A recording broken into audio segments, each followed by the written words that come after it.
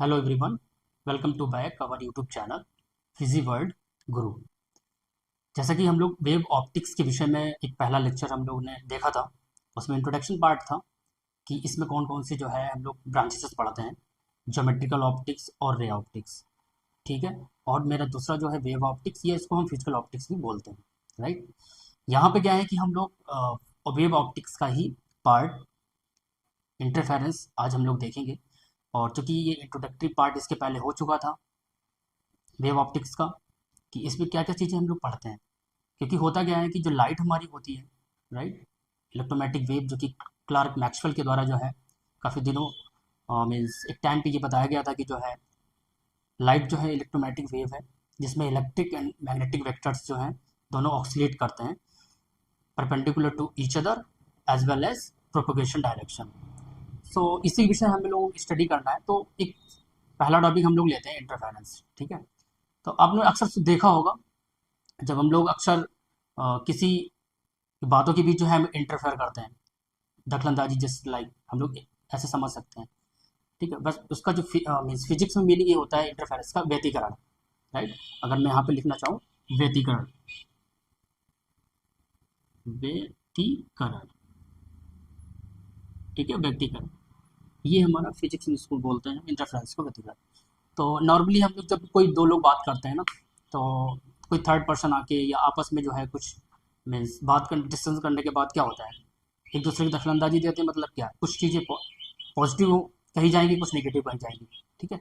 Same way यहाँ पे भी वही चीज़ है कि इंटरफेरेंस जब दो वेव्स का होगा, राइट, तो चाहे कंस्ट्रक्टिवली होगा, चाहे वो डिस्ट्रक्टिवली भी होगा। तो यहाँ पे तीन चीज़ें हम लोग लास्ट में देखेंगे कि जब हम डिस्ट्रक्टिव बोलते हैं, मीन्स इंटर दो वेव्स का, मतलब अगर कोई चीज़ मिल रही है, दो दो वेव्स अगर वो कंस्ट्रक्टिवली मिल रही हैं, तो उसको हम उसके करस्पॉन्डिंग एक मैक्सिमा मिलता है, मैक्सिमम इंटेंसिटी मिलती है, एक ब्राइट फ्रिंज मिलती है।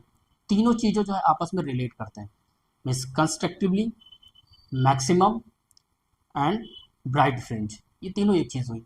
उसी तरीके से एक दूसरा जो आता है इंटरफेयर होने के बाद, जिसे बोलते हैं डिस्ट्रक्टिव। डिस्ट्रक्टिव, इसको भी बोलते हैं मिनिमा और डार्क फ्रिंजेस। तो इन दो विषय के बारे में हम लोग पढ़ेंगे वन बाय वन। पहले तो हम ये आज जो टॉपिक इसके अंतर्गत पढ़ेंगे कि कंडीशंस क्या है मैक्सिमा और मिनिमा की। ठीक है। कंडीशंस क्या है, मीन्स कि किस कंडीशन में कोई दो वेव्स जो है इंटरफेयर करने के बाद मैक्सिमा मिलेगा और कब मिनिमा मिलेगा। ठीक है। तो ये मैथमेटिकली कुछ स्टेटमेंट्स हम लोग देखेंगे डेरिवेशन करने के बाद कि कैसे आते हैं, फिर उस पर कुछ न्यूमेरिकल्स भी देख लेंगे। ठीक है। सो let us start today's topic, that is a interference, जिसको हिंदी बोलते हैं व्यतिकरण। तो आइए समझते हैं। तो देखो, इंटरफेरेंस में क्या है कि इसकी अगर मैं डेफिनेशन लिखना चाहूँ, इसकी परिभाषा कह सकते हो, interference, right. Interference, is a it is a optical it is a optical pheno it is a optical phenomenon. Okay, optical phenomenon of the re redistribution redistribution of redistribution of light energies, okay, in a medium, right, on account on account of on account of, ठीक है, जिसके कारण होता है on account of superposition, right, superposition principle कह सकते हो, superposition principle of waves from from coherent two coherent sources. ठीक है। व्यतिकरण क्या होता है, ये एक ऑप्टिकल फेनोमेना होता है, जो कि मैंने इंट्रोडक्शनरी पार्ट में बताया था आपको। ऑप्टिकल फेनोमेना मीन्स, और ये कैसा है, माइक्रोस्कोपिक लेवल पे, we can not see means naked eye, हम अपनी नग्न आँख से इसे देख नहीं सकते ऑप्टिकल फेनोमेना, इसके लिए कुछ इंस्ट्रूमेंट ज़रूरत पड़ती है, राइट। तो ये एक just like a redistribution of A light energies होता है मीडियम में। मीडियम कैसा भी हो सकता है आपका, राइट। और ये किसके कारण होता है, ड्यू टू द या on account of superposition principle of waves from to coherent sources. अब यहाँ पे जो वैसे तो सबकी मीनिंग समझ में आ रही है क्या है, बट यहाँ पे जो एक बार इस पे एम्फेसाइज करें, coherent sources, right. Coherent sources क्या होते हैं, तो मैं आपको यहाँ पे बताना चाह रहा हूँ कोहेरेंट कोहेरेंट सोर्सेस। ये question previous year question paper एक आया है कि उसमें पूछा ये गया था कि अगर मेरे पास दो कोहेरेंट सोर्सेस हैं, ठीक है, इंडिपेंडेंट कोहेरेंट सोर्सेस, इवन उनकी वेवलेंथ भी सेम है, so they are able to produce the coherent waves या interference, answer will be no.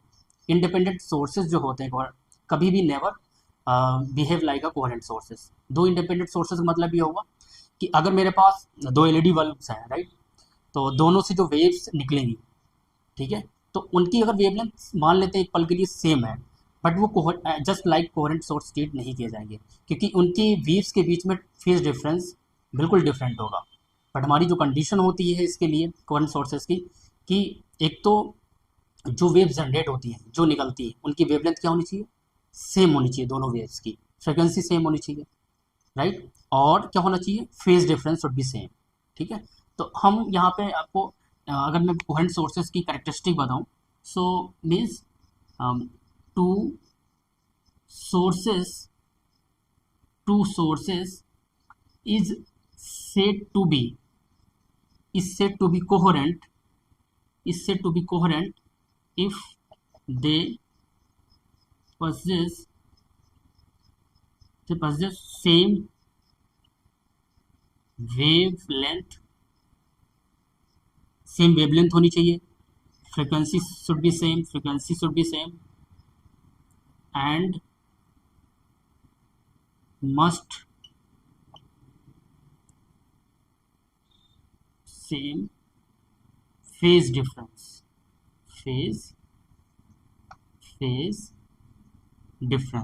ठीक है।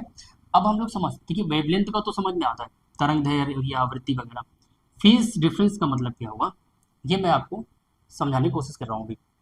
जैसे मान लिया मेरे पास एक वेव जो है कैसी है, साइनोसॉइडल वेव है, राइट, इस तरीके से, ठीक है, इसको मान लेते हैं y1, राइट। सेकेंड वेव मान लेते हैं कि अगर ये जो एक्स एक्सिस है, मान लेते हैं ये थीटा के वेरिएशन में, थीटा एंगल लेना है, राइट। तो मुझे पता है कि अगर मैं साइन कर्व बना रहा हूँ, अगर ये 0 है तो यहाँ पे क्या होगा, ये होगा π/2, ठीक है, ये तो पता ही होना चाहिए।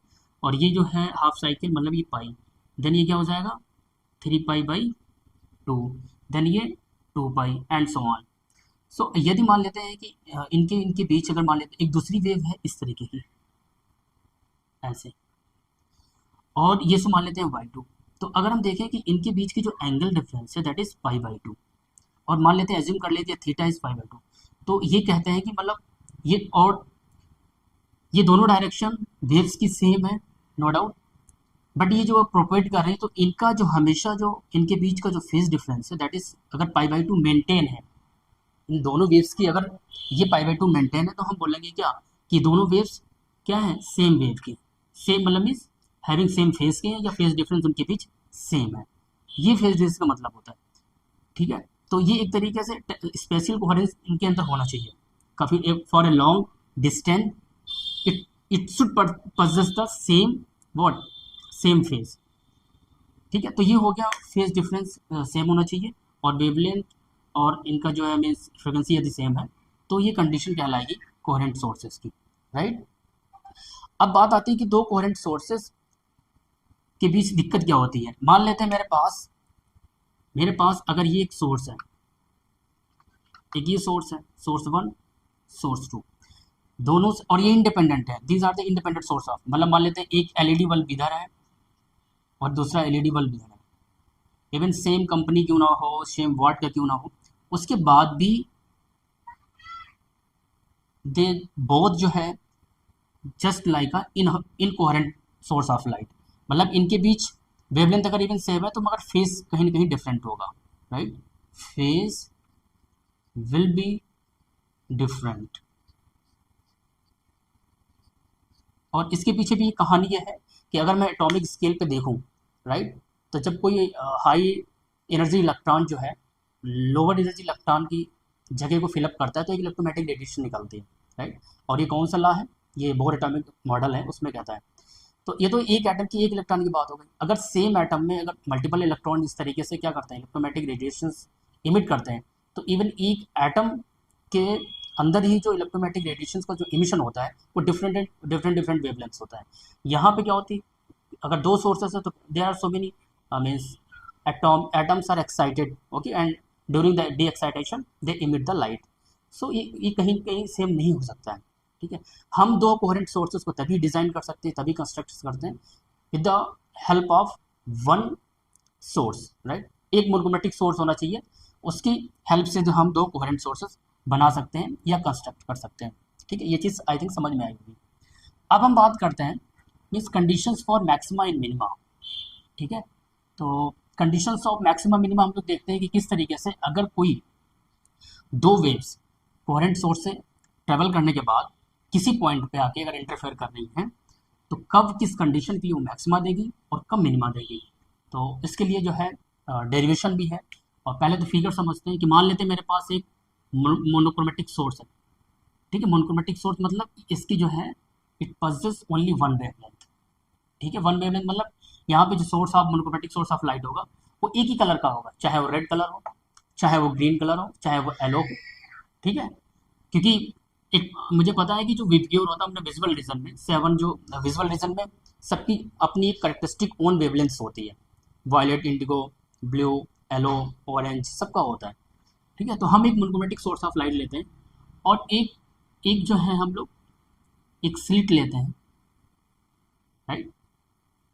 और एक स्लिट मीन्स एक जो है मोनोक्रोमैटिक सोर्स से दो कोहेरेंट सोर्सेस कंस्ट्रक्ट करते हैं, राइट। मान लेते हैं ये एक सोर्स है S1 एंड S2 और यहाँ पे एक हम स्क्रीन लेते हैं जहाँ से हम लोग we want to see actually the results of interference. और मान लेते हैं यहाँ पे एक पॉइंट कोई है P, ठीक है, देखते रहिएगा। ये मान लेते हैं एक यहाँ से वेव ट्रेवल की इस टाइप साइनोसाइडल का एक सेकंड जो है ट्रेवल की यहाँ से इस तरीके से, ठीक। इसको नाम दे देते हैं y1 और इसको दे देते हैं y2, राइट। और ये मान लेते हैं पाथ डिफरेंस, इसको मान लेते हैं एंड पॉइंट, ठीक है। इतना जो है इन दोनों वेव्स की जो ट्रेवल के दौरान जो पाथ डिफरेंस होगा दैट इज S2n, ठीक है। Come to the point. अब हम यहाँ पे एक्चुअली कंडीशन देखना चाह रहे हैं, we want to see the conditions कि दो अगर वेव्स ये दोनों वेव्स यहाँ किसी पॉइंट पे जो है इंटरफेयर कर रही है तो कब मैक्सिमा देगा, कब मिनिमा देगा। सो हम लोग क्या करते हैं, जैसे मैंने किया, let us take two waves y1 and y2, ठीक है, जो कि इस तरीके से दिए गए हैं। y1 मान लेते हैं that is a sine omega T हो गया, इसको इक्वेशन नंबर हम लोग 1 कंसिडर कर लेते हैं, ठीक है। उसी तरीके से हम लोग सेकंड ले लेते हैं y2 is equal to a sine, इसको हम डिफरेंट ले लें कोई दिक्कत नहीं, डिफरेंट एम्पलीट्यूड ले लेते हैं ओमेगा टी प्लस 5 और इसको समीकरण देते हैं 2 नंबर, ठीक है। हमने क्या किया कि मान लेते हैं अगर ये वेव कुछ पीछे है या बोल सकते हैं ये कुछ आगे है, तो मान लेते हैं इनके बीच का जो फेज है दैट इज फाई है, क्योंकि ये मैंने एज्यूम कर लिया these are the coherent sources. अब इनके जो कि इनके बीच जो है फेज शुड बी सेम, तो मान लेते हैं फाई है, ठीक है। ये y1 हो गया, ये y2 हो गया, ठीक है, कोई दिक्कत नहीं, ये फाई डिफरेंस हो गया। अब क्या है कि अगर हम सुपरपोजिशन प्रिंसिपल लगाते हैं, क्योंकि जब इंटरफेयर करेंगी तो मुझे नहीं पता यहाँ पे डार्क बैंड बनेगा या डार्क फ्रिंज बनेगी या ब्राइट फ्रिंज बनेगी, मगर विद द हेल्प ऑफ या according to principle of what, superposition, ठीक है। According to principle of superposition हम क्या करेंगे कि we will add y1 at y2, superposition add बोल सकते हो एट p, मतलब p पॉइंट पे, राइट। अब दोनों को अगर हम ऐड करते हैं so what we will get, क्या मिलेगा, a sine omega t plus b sine omega t plus 5, ठीक है। यहाँ पे इसको तो एज इट इज रखेंगे इस पार्ट को, but we will expand this as a sine a plus b. तो इसका हम फॉर्मूला लगाएंगे, क्या होगा, साइन a कॉस b ठीक है, प्लस साइन फाई और ये कॉस ओमेगा टी। ठीक है, ये तो क्लियर है, जस्ट फॉर्मूला लगा दिया साइन ए प्लस बी का। इसको एक बार और रीराइट लिखेंगे, sine omega t plus b sine omega t dot cos phi, यहाँ से बी मल्टीप्लाई करेंगे, b sine phi then cos omega t. ठीक है, यहाँ तक सिंपल है, सुपरपोजिशन प्रिंसिपल से मैंने ऐड कर दिया दोनों से, दोनों वेव से ऐड होगी, दोनों वेव यहाँ पे इंटरफेयर करेगी, मतलब मिलेंगी जाके। ठीक है, उसके बाद हमने क्या किया, यहाँ पे साइन ए प्लस बी का फार्मूला लिया। अब यहाँ पे कुछ चीज़ें हम क्या करते हैं, मीन्स मानते हैं या ऐसे बोलो एज्यूम करते हैं। सो क्या करते हैं, लेट अस सी, अगर हम साइन ओमेगा टी यहाँ से और क्या है साइन ओमेगा टी यहाँ से कॉमन ले लेते हैं, इन दोनों को एक साथ लिखते हैं, इसका मतलब क्या हुआ, ए और अंदर क्या मिलेगा, बी कॉस फाई, और ये क्या हुआ, साइन ओमेगा टी। ठीक है, प्लस इसको एज इट इज लिख देते थे, that is b sine phi और ये क्या हो जाएगा, कॉस ओमेगा टी। ठीक है, तो देखो रिजल्टेंट जो वेव मुझे मिल रही है, ठीक है, resultant after superposition of two waves y1 and y2 at p, तो मुझे इस फॉर्म में मिल रहा है। हम क्या करते हैं, एज्यूम कर लेते हैं और इसको इक्वेशन नंबर से, दैट इज हम इसको मान लेते हैं समीकरण 3। ठीक है, एज्यूम क्या एज्यूम करते हैं, assume a plus b cos phi is equal to what, इसको हम लिख सकते हैं let us r cos theta. ठीक है, हम लोग लिख सकते हैं इसे, राइट, और इसको चाहे लिख लो इक्वेशन नंबर 4। सेकंड हम एज्यूम क्या करते हैं कि इस ओनली पार्ट को, that is b sine phi, इसको लिख लेते हैं व्हाट, आर साइन थीटा, और ये हो गया 5, पांचवा समीकरण हो गया। ठीक है, अब हम जो मैंने एज्यूम किया ना, instead of a plus b cos phi इसे रख देते हैं, बी साइन फाई इसे रख देते हैं। ठीक है, इसे रखने के बाद देखो मैथमेटिकल एक्सप्रेशन में क्या चेंजेस आता है, लेट अस सी। तो मुझे ये इक्वेशन याद रखनी है और ऊपर का हम रख देते हैं। ठीक है, अब इसके बाद दो ही स्टेप हैं, we will get means reach at the final means derivation, okay, and the result. देखो क्या होगा, अगर यहाँ पे हम लोग रखते हैं, so that is y is equal to यहाँ पे r कॉस थीटा और साथ में साइन ओमेगा टी। ठीक है, आगे यहाँ पे देखो प्लस r साइन थीटा और ये क्या हो गया, कॉस ओमेगा टी। अब इसको मैं अगर कंबाइन करूँ, या देखो किसी का फार्मूला है, फार्मूला क्या होगा, sign omega t plus theta. ठीक है, ये मुझे एक समीकरण मिला और इसे हम दे देते हैं 6। ठीक है, यहाँ से क्या, this is also a harmonic wave. ठीक है, whose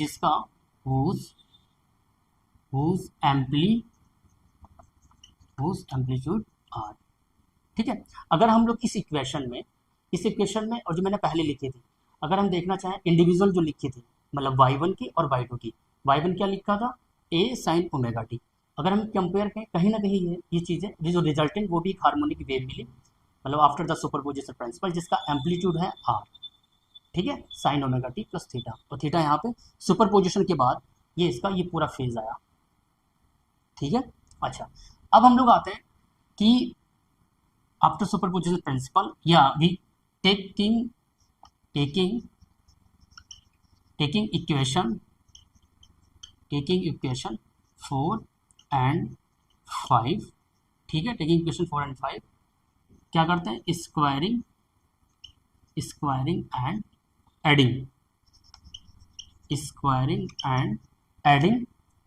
एडिंग बोथ साइड। ठीक है, एक्चुअली लाइट जा चुकी है, इसलिए थोड़ी प्रॉब्लम हो रहा है। ठीक है, कोई दिक्कत नहीं। अब हम क्या करते हैं कि इन्हीं इक्वेशंस को बोथ साइड स्क्वायर करते हो, ऐड करते हैं।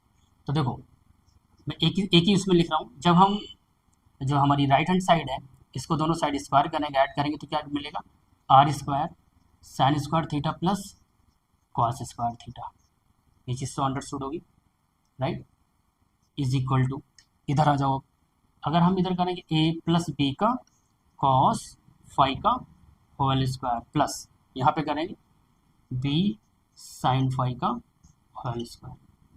मैंने कुछ खास नहीं किया, जो राइट हैंड साइड पे लिखा हुआ आर कॉस थीटा इसको स्क्वायर किया, उसके बाद इसको किया, दोनों को ऐड कर दिया। आर एच एस एक साइड, जो लेफ्ट हैंड साइड है मेरा उसको मैंने इधर लिखा है, कोई दिक्कत नहीं, बट इसको स्क्वायर करेंगे प्लस इसको स्क्वायर करेंगे तो ये लिख दिया।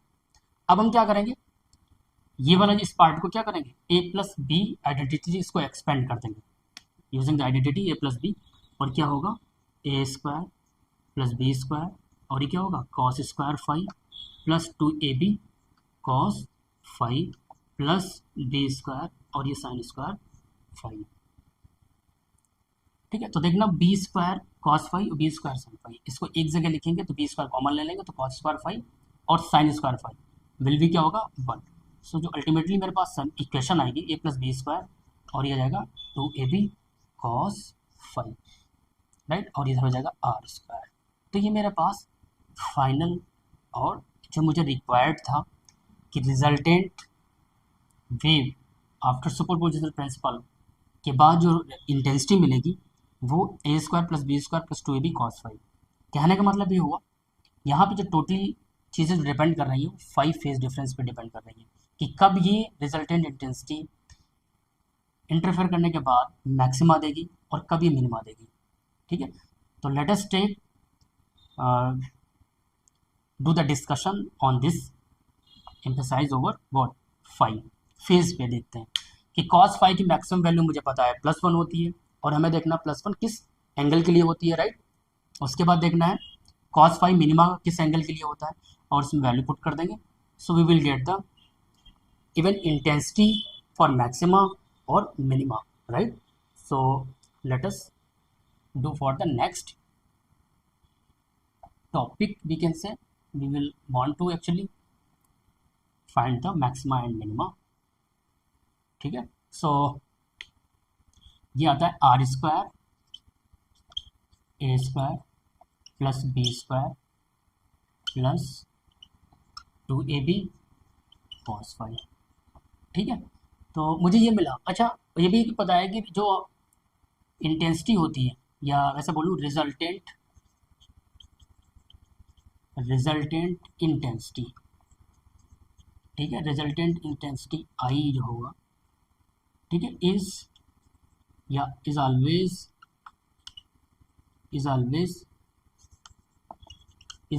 Directly proportional to the what, ये हो जाएगा हमारा एम्पलीट्यूड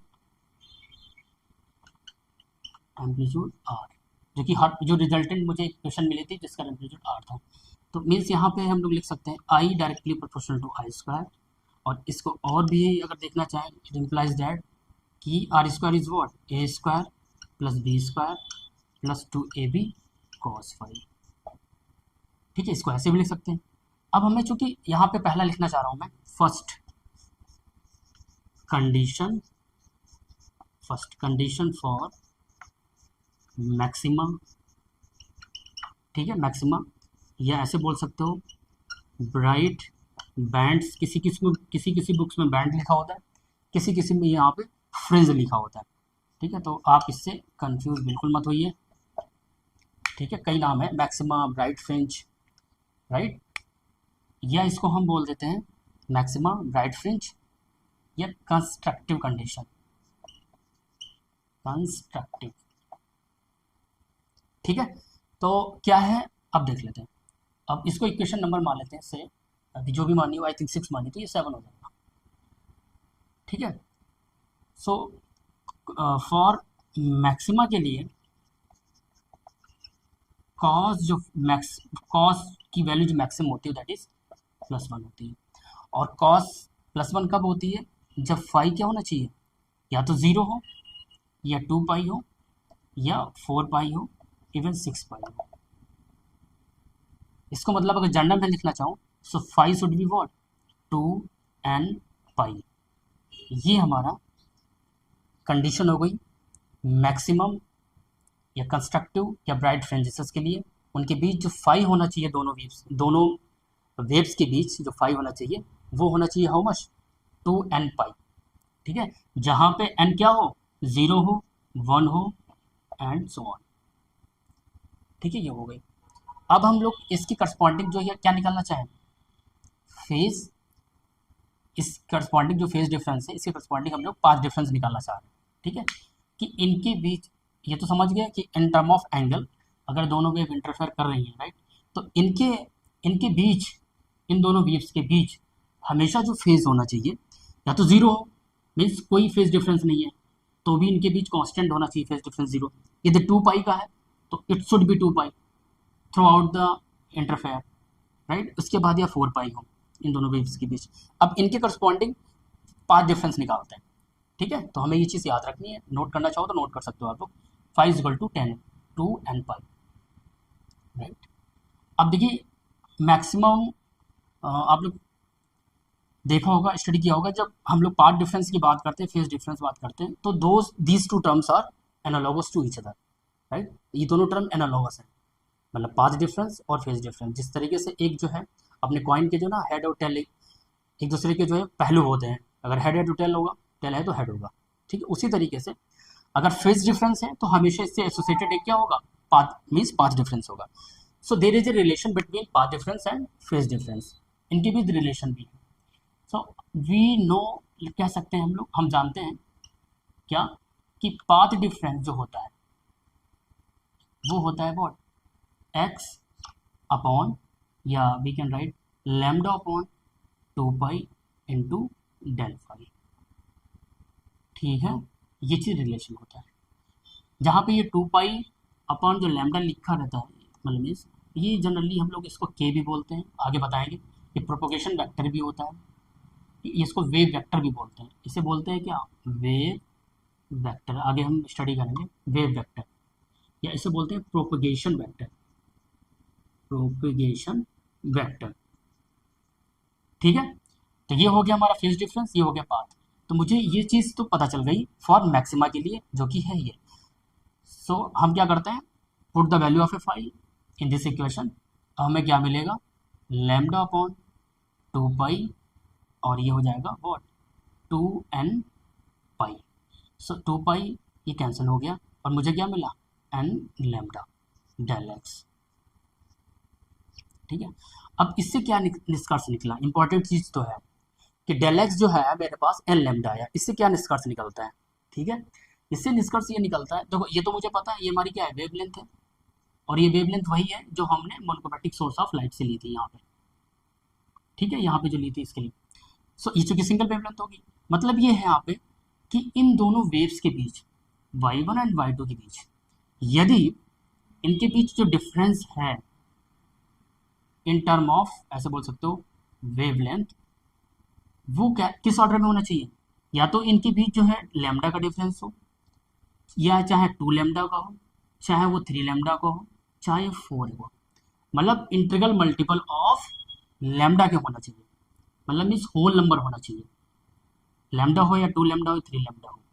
और मैं समझा देता हूँ क्लियरली, और समझा देता हूँ कि बिल्कुल जैसे मान लिया हमारे पास कंप्लीट साइकिल एक होती है, वेवलेंथ को डिफाइन करते हैं ना हम लोग, एक कंप्लीट साइकिल की करस्पॉन्डिंग जो लेंथ होती है, मीन्स ये एक लैम्डा होती है, इसके करस्पॉन्डिंग हमेशा फेज जो होता है 2 पाई होता है, कंप्लीट साइकिल करस्पॉन्डिंग ये लैम्डा होता है। और लैम्डा क्या करते हैं कि मान लेते हैं कि अगर दो लगातार जो क्रस्ट होता है, क्रस्ट पोजीशन ये होती है ना, क्रस्ट, इनके बीच भी हम लैम्डा डिफाइन करते हैं इस तरीके से, the distance between the 2 consecutive crust, लगातार दो क्रस्ट के बीच की दूरी को भी हम लोग लैम्डा बोलते हैं, राइट।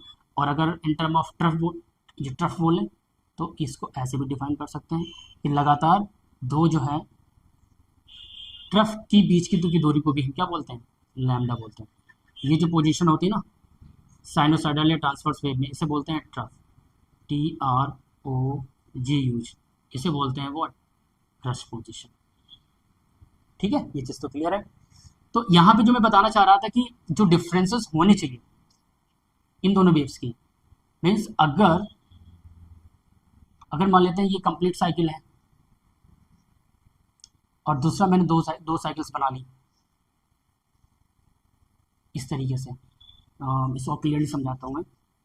मेरा कहने का मतलब ये हुआ कि मान लेते हैं y1 ये है और दूसरी जो है y2, इसमें 2 साइकिल्स दिखा लेता हूँ इस तरीके से, इस तरीके से, और ये भी बनेगी।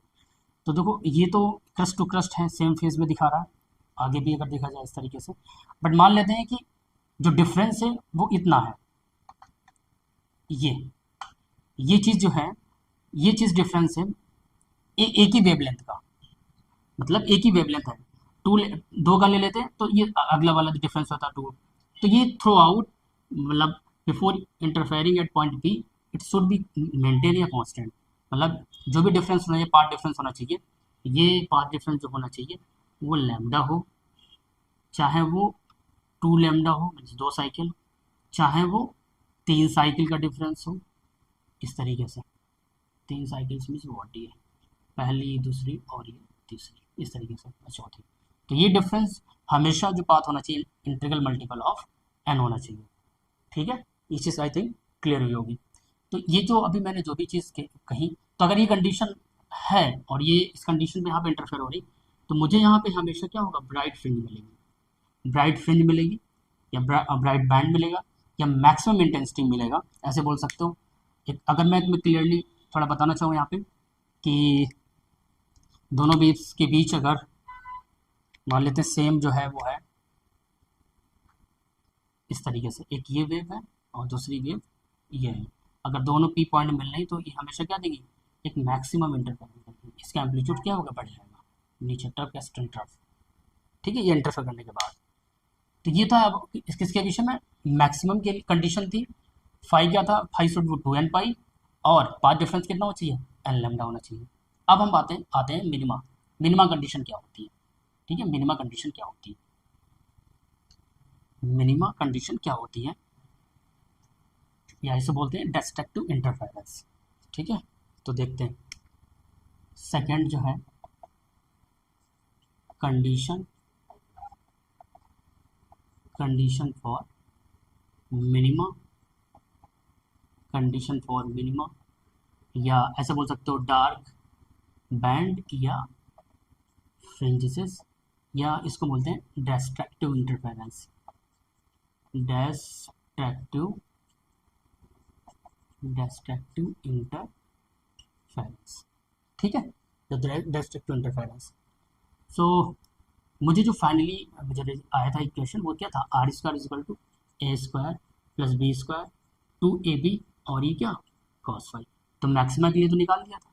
अगर हम मिनिमा देखें, सो मिनिमा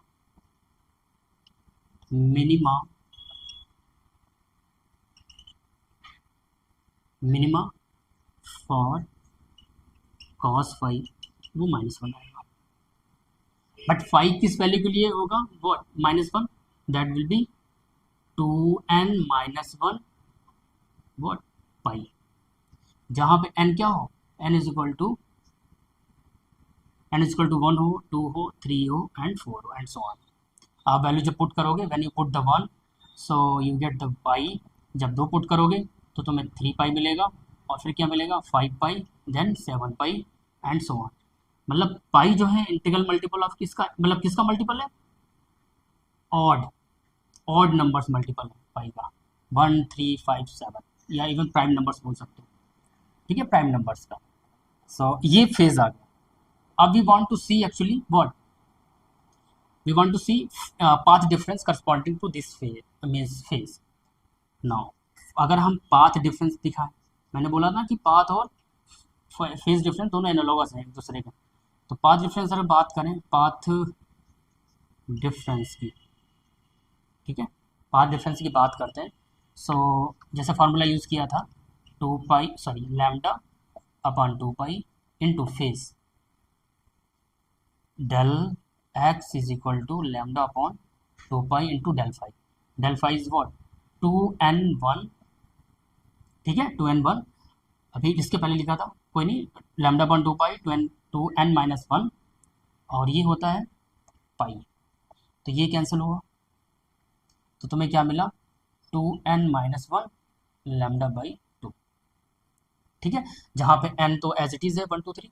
अब इसको समझते हैं, ये मुझे एक्चुअली अगर वैल्यू पुट करते हैं n इक्वल टू 1 तो मुझे देखो कैसे मिलेगा। अगर हम 1 रखते हैं तो 2 इंटू 1 माइनस 1 विल बी 1, तो ये हो जाएगा lambda by 2, then 3 lambda by 2, then 5 lambda by 2 and similar.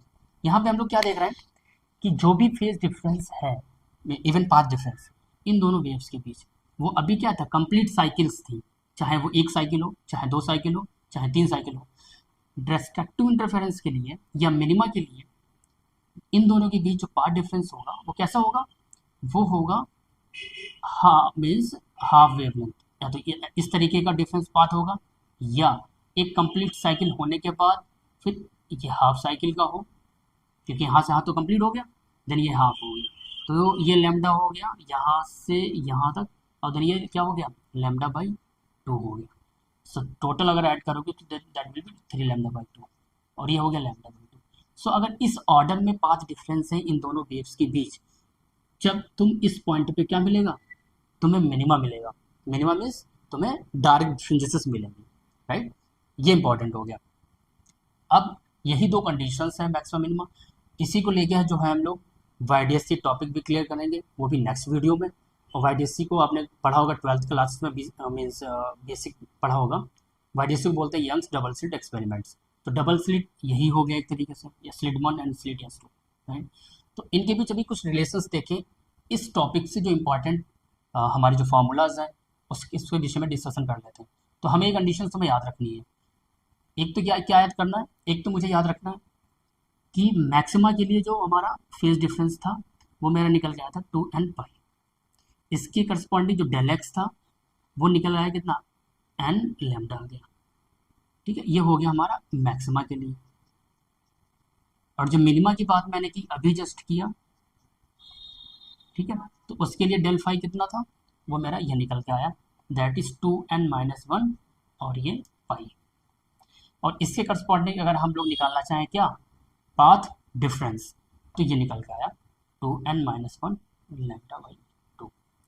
ये बहुत ही इंपॉर्टेंट रिलेशन भी हैं। आगे जो है जब टॉपिक्स क्लियर करेंगे, thin film, YDSC, Fresnel biprism, तब यह काफ़ी वहाँ पे हेल्प करेंगे, ठीक है। तो इस टॉपिक में हमने जो सीखा है या जो फार्मूलेज अभी मीन्स मिले हैं, उस पर दो क्वेश्चंस भी हम लोग देखते हैं। सो पहला क्वेश्चन देखने से पहले हम लोग एक फार्मूला लिखते हैं इसी से रिलेटेड, कि पहले हमने देखा क्या, अगर हम लोग R is equal to a plus B का होल स्क्वायर और 2ab कॉस स्क्वायर फाइव, ये तो मुझे पता चला था, ठीक है। जो रिजल्टेंट मीन्स रिजल्ट आया था, रिजल्टेंट दो वेव्स का आफ्टर सुपरपोजिशन, तो मुझे ये मिला था, राइट। यहाँ पे अगर हम लोग मैक्सिमा देखें कि R मैक्सिमा, सो R मैक्सिमा, क्योंकि मुझे पता है कि मैक्सिमम वैल्यू कॉस फाइव कितनी होती है, so we will put cos phi instead of cos phi 1, तो ये क्या मिलेगा, ये a प्लस बी का होल स्क्वायर मिलेगा। सो पहला तो रिलेशन ये निकल के आया, दिस वन, ठीक है। या इसको ऐसा लिख सकते हो कि R maxima is equal to a plus b, ये काफ़ी इंपॉर्टेंट है। और a और b क्या है, ये एम्पलीट्यूड्स हैं, amplitudes of y1 and y2। ये y1 का था और ये y2 का था। सबसे पहले मैंने इक्वेशंस जो लिखी थी, y1 refers to a1 and y2 refers to b। Similarly अगर हम मिनिमा निकालना चाहो, सिमिलरली तो R मिनिमा क्या होगा, R मिनिमम रिजल्टेंट इंटेंसिटी जब मिनिमम होगी, so that a minus b होगा, ये भी इंपॉर्टेंट है, ठीक है। अगर हम ये जो एम्पलीट्यूड्स के टर्म में लिखें, अगर मैं इंटेंसिटी के टर्म पर लिखूं, तो मुझे पता है वो कि जो रिजल्टेंट इंटेंसिटी होती है वो एम्पली स्क्वायर ऑफ एम्पलीट्यूड होता है, ठीक है, स्क्वायर ऑफ एम्पलीट्यूड होता है। इसका मतलब ये होगा, अगर हम I1 लिखना चाहें, intensity of I1 corresponding to y1 के करस्पॉन्डिंग जो इंटेंसिटी है, ऐसा बोल सकते हो I1 जो इंटेंसिटी है वो y1 की, इसको हम एम्पलीट्यूड के टर्म में लिखना था तो ऐसे लिख सकते हैं, ए स्क्वायर, और क्या लिख सकते हैं, I2 corresponding to b square, इसकी इंटेंसिटी हो गई, ठीक है। तो अगर मैं निकालना यहाँ पे चाहूँ फॉर ए जो निकलेगा, मतलब अंडर रूट I1 भी ले सकते हो, के इज अ कांस्टेंट मान सकते हो, K is constant, and b will be what, K under root I2। ठीक है, तो अगर हम यहाँ पे लिखना चाहें कि resultant intensity I should be, ये हो जाएगा I1, ये हो जाएगा I2 प्लस, और ये हो जाएगा व्हाट 2I1 I2 और ये cos 5। ये हो गया हमारा इंटेंसिटी की फॉर्म में इक्वेशन या रिलेशन बोल सकते हो। ठीक है, तो अगर हम I मैक्सिमम निकालना चाहो, I मैक्सिमम, तो I मैक्सिमम क्या होगा, I मैक्सिमम होगा A प्लस बी का होल स्क्वायर। ठीक है, क्योंकि स्क्वायर ऑफ द एम्पलीट्यूड होगा तो डायरेक्टली हम ये स्क्वायर ऑफ द एम्पलीट्यूड है तो हम I मैक्सिमम हो जाएगा और यहाँ पे I मिनिमम लिख देंगे। होगा यहाँ पे मैंने अंडर रूट नहीं लगाया तो इसलिए आई स्क्वायर ए प्लस बी का स्क्वायर, अगर अंडर रूट लगा देते तो ये। और सिमिलरली जो है आई मिनिमम लिखना चाहें सो आई मिनिमम भी क्या होगा आई ए माइनस बी का होल स्क्वायर। ठीक है, ये चीज़ है, ये इंपॉर्टेंट रिजल्ट है। तो अच्छा, एक रिलेशन आता है जो कि इंटीग्रेटेड है, मतलब सभी चीज़ एक साथ मिलाने पर क्या, वो मैं आपको लिख देता हूँ यहाँ पे। फिगर तो बना लिया होगा आप लोगों ने। इंपॉर्टेंट देखो क्या है कि I1 या slit width W1 W2 I1 I2 A plus, या ऐसे बोल सकते हो I maximum I minimum A plus B का होल स्क्वायर और A माइनस बी का होल स्क्वायर। ठीक है, इसी पे रिलेशन आते, इसी पे जो है क्वेश्चंस आते हैं इसी रिलेशंस पे, इस टॉपिक से रिलेटेड पार्टिकुलरली। ठीक है, अब हम क्या करते हैं, दो क्वेश्चंस लेते हैं और उसे सॉल्व करते हैं। ठीक है, इन्हीं सब की फार्मूला से अभी देखना, सिंपल क्वेश्चन है, डायरेक्टली फार्मूला बेस्ड है, तो इसलिए ज़्यादा आपको माइंड को यूज़ नहीं करना है। मैं क्वेश्चंस लेता हूँ। ठीक है, सो पहला क्वेश्चन ये है कि light waves from the two coherent sources of intensity ratio 81:1 produce interference, calculate the ratio of the maxima and minima in the interference pattern. यहाँ पे आपको जो है इंटेंसिटी रेशियोज दे दिए गए दो वेव्स के जो कि कोहेरेंट वेव से इमिट हो रहे हैं। I1 जो है यहाँ पे दे दिया आपको 81, राइट, और क्या दिया है हमारे पास I2 दिया है 1 दिया है। प्रोड्यूस इंटरफेरेंस, इंटेंसिटी रेशियोज दे दिया गया है। Calculate the ratios of the maxima and minima. So let us solve this problem. ठीक है, क्वेश्चन आप गिवन ये है आपको, to coherent sources intensity ratio है, मीन्स I1 प्लस I2, ये 81, राइट, और ये 1 दे दिया गया। ठीक है, I1 और I2 दे दिया गया। अब हम with the help of this means what formula हम लोग क्या करेंगे, देखो I1 जो हो गया हमारा Y1 करस्पॉन्डिंग और I2 हो गया Y2 करस्पॉन्डिंग। ठीक है, ये तो क्लियर होगा। यदि हम यहाँ पे निकालना चाहे व्हाट I मैक्सिमम, सो मुझे पहली चीज़ तो मुझे A प्लस बी चाहिए, हम इंडिविजुअल एम्पलीट्यूड्स। ठीक है, उसके बाद स्क्वायर करेंगे, सिमिलरली I मिनिमम करेंगे तो ये रेशियो निकल आएगा। ठीक है, ये रेशियो निकल आएगा। तो सबसे पहले I1 और I2 निकालने के लिए हम लोग क्या करेंगे, इसको कैसे लिखेंगे देखना, I1 इज इक्वल टू, ठीक है, I1 इसको 9 से 81 प्लस 1, या इसको ऐसे लिख सकते हो ना 81 प्लस I2, ये हो गया 1, ये हो गया A square upon B square. क्योंकि मान लेते हैं I1 जो है जिसका एम्पलीट्यूड ए था, पहले एज्यूम किया था क्वेश्चन में, और I2 का एम्पलीट्यूड B है, तो इसका स्क्वायर जो है, इसी का तो इंटेंसिटी रेशियो दिया गया, ये चीज़ यहाँ से जो A1 और A2 निकल के आएगा, I1 और I2 A plus B that is 9 plus 1, तो A की करस्पॉन्डिंग 9 आ गया एम्पलीट्यूड और B की करस्पॉन्डिंग 1 आ गया। या तो तुम डायरेक्टली A इक्वल टू 9 भी रख सकते हो यहाँ पे और निकल आएगा। ठीक है, मेरा कहने का मतलब ये हुआ, if you find the A that is 9B, so put this value in this equation. So I maximum कितना होगा, I मैक्सिमम हो जाएगा A प्लस एक जगह पर रखोगे 9B तो ये आएगा 9B का होल स्क्वायर। I मिनिमम रखोगे, I मिनिमम तो ये कितना हो गया ए माइनस वॉट ए, और एक जगह पे 9 भी रखोगे, सो ये हो जाएगा 9b माइनस का b और होल स्क्वायर। ठीक है, मैंने देखो यही फॉर्मूला लगाया मैंने, और कुछ नहीं किया। ठीक है, और ए की जगह पे तुम 9 भी रख दो और यहाँ पे b रख दिया, सो ये कितना आ गया 10b का होल स्क्वायर, मतलब ये आ जाएगा आपका 100b स्क्वायर, और ये कितना आ जाएगा 8b स्क्वायर। तो b स्क्वायर कैंसिल, सॉरी यहाँ पे 64 भी आएगा, 64 का आ गया। सो यहाँ पे जब आप डिवाइड करोगे, राइट, सो 2 3 जा 6, 2 2 जा 4, 2 5 जा 10, 0, 2 1 जा 2, 2 6 जा 12, 2 2 जा 4, 2 5 जा 10, तो ये आ गया वॉट 25/16। ये जो है हमारा मैक्सिमम और मिनिमम का रेशियो आ गया। इसका मतलब आई मैक्सिमम इक्वल टू 25 और आई मिनिमम कितना आ गया 16। This is the required answer of this question. ठीक है, आई होप ये सब चीज़ समझ में आई होगी आपको।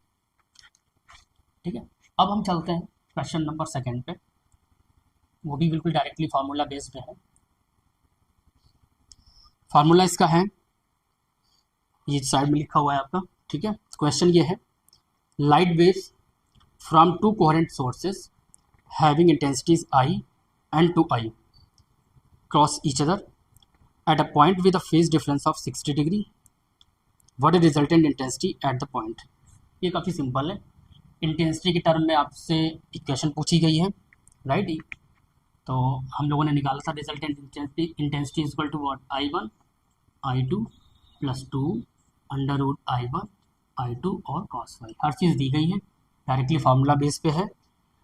मान लेते हैं I1 की इंटेंसिटी I1 ले लेते हैं और I2 की ले लेते हैं 2i एज पर इक्वेशन, और ये क्या हो जाएगा 2 I1 I2 ये रखेंगे i, और ये 2i और cos कितना दिया है 60 हो गया, और ये कितना हो गया 3i + 2i स्क्वायर, मतलब बाहर आ जाएगा √2 अपोजिट होता है, राइट। तो ये कैंसिल हुआ और ये क्या मिला 3i + i √2, i कॉमन ले लेंगे 3 + √2, और 3 + √2 की वैल्यू होती 1.414, और ये आ जाएगी वॉट 4.414। ठीक है, और आई, तो ये हमारा फाइनल आंसर हो गया। ठीक है, सो आई होप आपको टॉपिक क्वेश्चन समझ में आए होंगे। यदि समझ में नहीं आए होंगे कोई भी कोई भी टॉपिक किसी भी जगह, तो आप कमेंट बॉक्स में जो है कमेंट कर सकते हो। ठीक है, जिससे मैं थोड़ा वहाँ पे देखूँगा कि क्या ऐसा चीज़ नहीं समझ में आई, मैं फिर समझाने की कोशिश करूँगा, राइट। सो आप लोग इसी तरह की जो है हमारे वीडियोस देखते रहिए। ठीक है, और अगर कोई दिक्कत हो, आप कोई टॉपिक पढ़ना हो, कोई किसी भी मतलब फिजिक्स में कोई भी टॉपिक, राइट, पहले से तो हम ये सीरीज़ कंप्लीट करेंगे वेव ऑप्टिक्स की, जो भी हमारे इस टॉपिक रिलेटेड है, इस वेव ऑप्टिक्स से रिलेटेड वो कवर करेंगे। और तुम्हें फिजिक्स में कुछ एक्स्ट्रा चीज़ समझनी हो तो कमेंट बॉक्स में आप टाइप करके आप मुझसे पूछ सकते हो। ठीक है, तो आज के लिए बस इतना। Thank you so much for watching, मिलते हैं नेक्स्ट वीडियो में। Thank you.